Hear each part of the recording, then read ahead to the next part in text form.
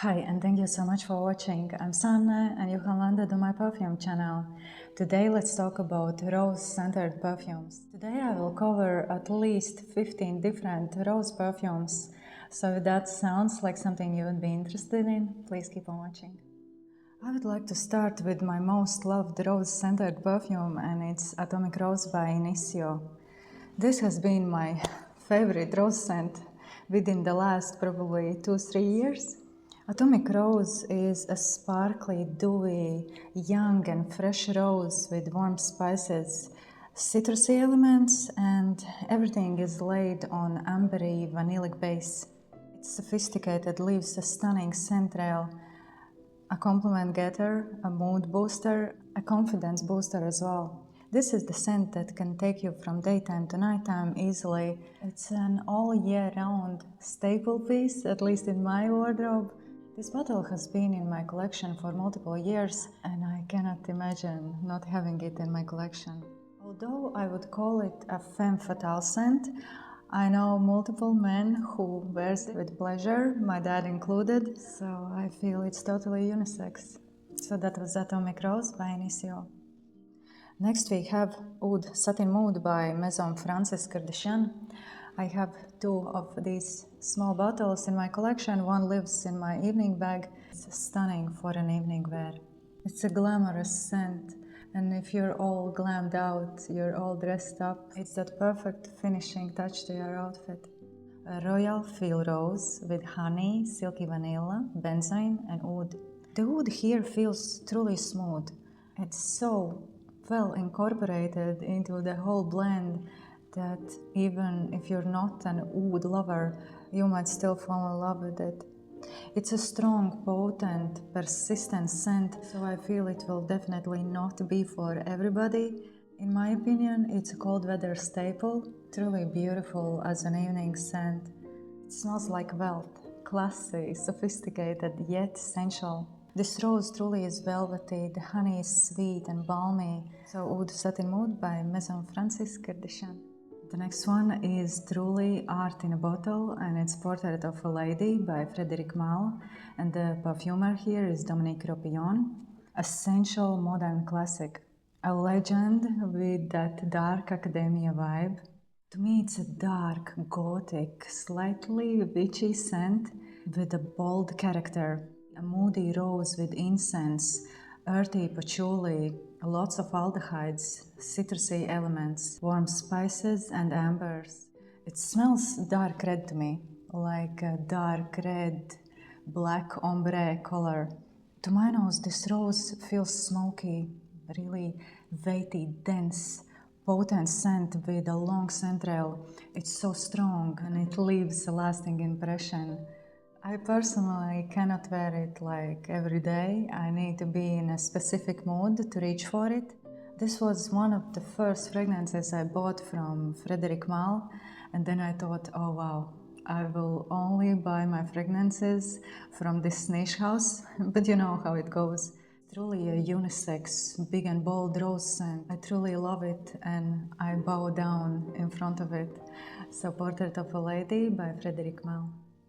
Next I have a sample of Eau Rose by Diptyque in Eau de Toilette concentration. And this is the most realistic rose water scent. It truly smells like the real deal. It smells like a huge bath with cold water and the rose petals floating in it. To me it somehow smells like spring, like a new chapter. It's dreamy, uplifting, and such a stunning, transparent feel scent. It will not weight you down. It's more like a skin scent, but it could also be something you would wear just for yourself to enjoy exclusively.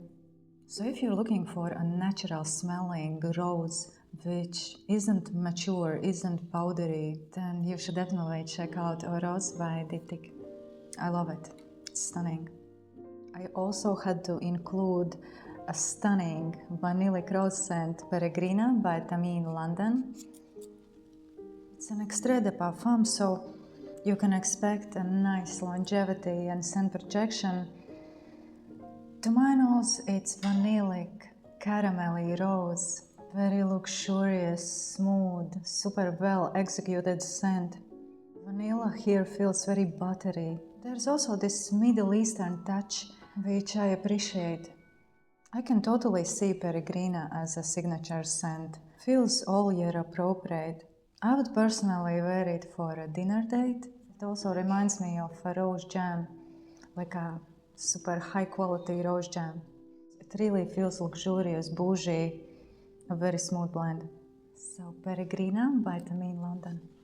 The next one is Promise by Frederic Malle, also made by Dominique Ropion. This is probably the most complex blend in today's selection. Artistic, stunning, art in a bottle, bougie, weighty and dense.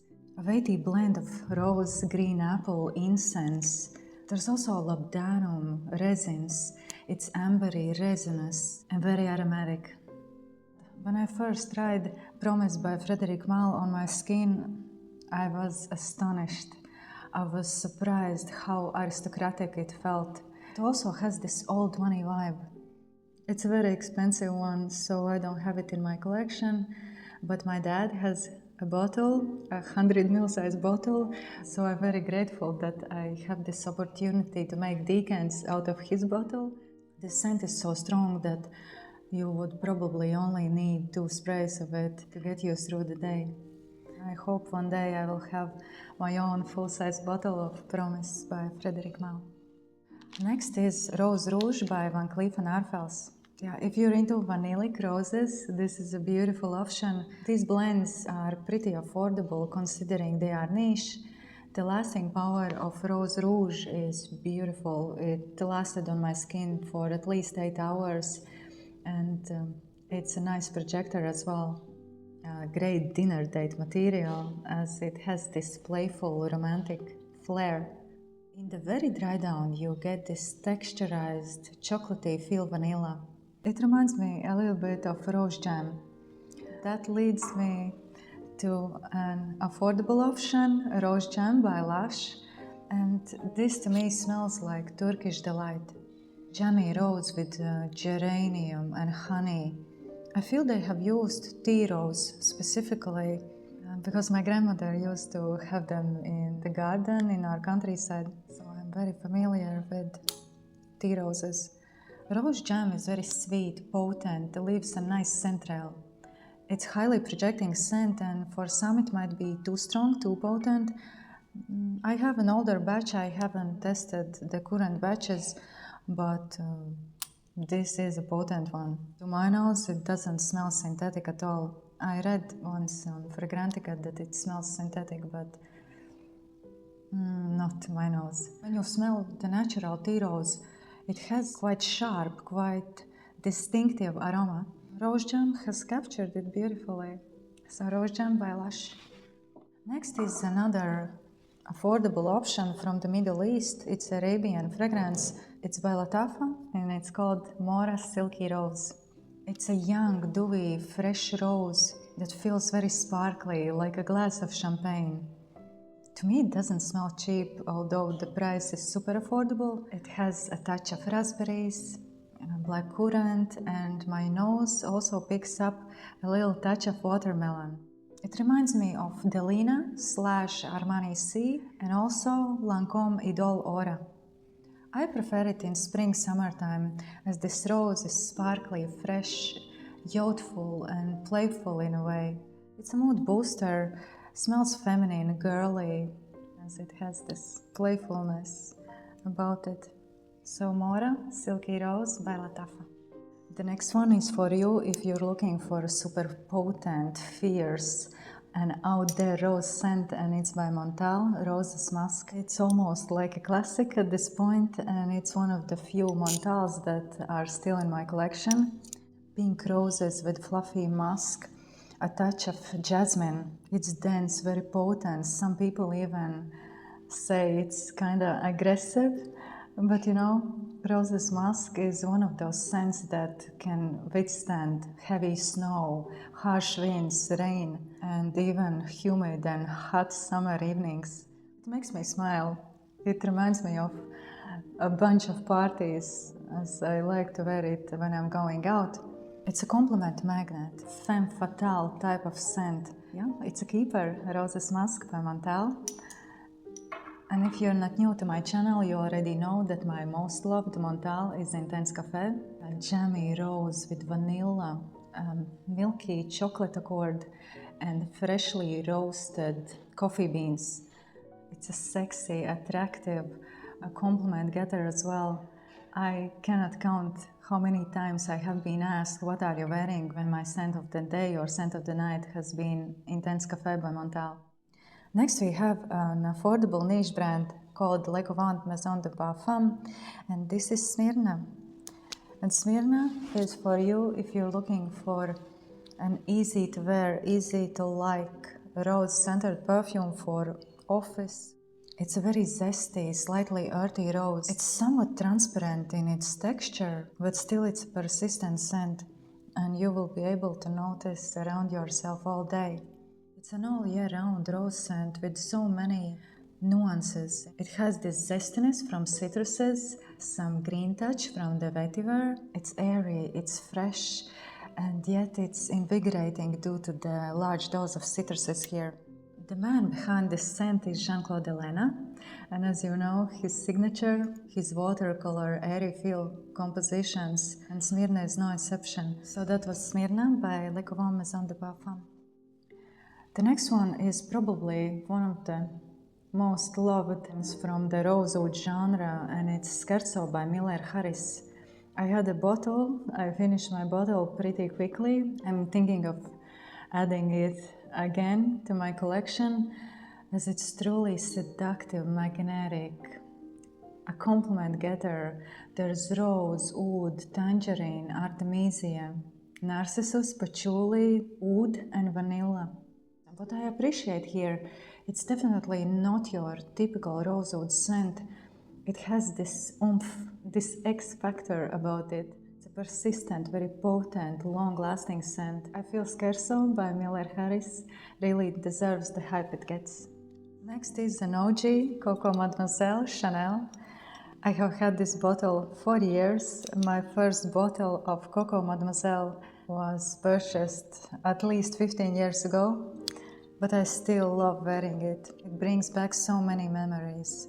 It's a fresh rose with tangerine, mandarin, patchouli, lots of musk, sandalwood, bergamot, and you can truly smell the DNA of Chanel in here. Sophisticated, bougie feel scent, and also it's very recognizable. My partner always compliments me when I'm wearing Coco Mademoiselle. It's a classic at this point, I guess. So Coco Mademoiselle by Chanel, the OG. Next is a rose from Italian niche house Laboratorio Olfattivo, and it's called Rosamunda. It's pretty hard to describe this one. I took it from my mom's wardrobe because I wanted to see how do we vibe. To me it's a bit metallic, soapy, slightly sour rose with oud, woody elements, saffron, patchouli, cedar and musk.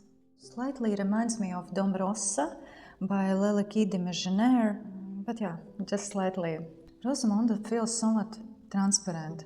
I get maximum 5-hour wear out of it. But my mom enjoys wearing it, as you can see.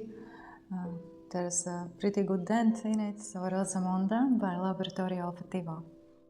The next one is Gucci Guilty Absolute by Gucci, and this scent really smells like money. It's a dense aldehydic rose with black currant, with blackberries. There's a large dose of earthy patchouli.